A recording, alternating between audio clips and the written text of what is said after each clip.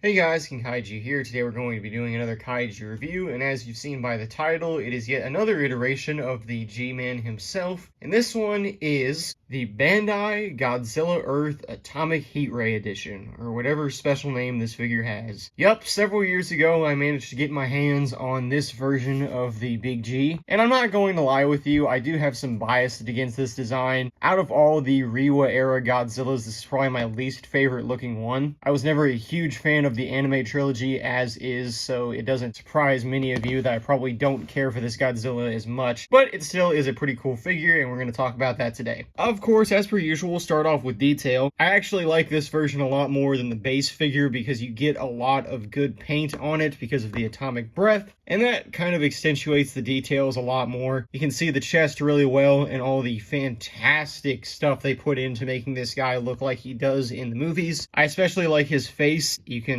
tell that he is, roaring or blowing out his atomic breath, and I think it looks a lot better than just the base figure. That one is also, in my opinion, based on Godzilla Phileas, while this is definitely Godzilla Earth. The paint and detail are phenomenal throughout most of the figure.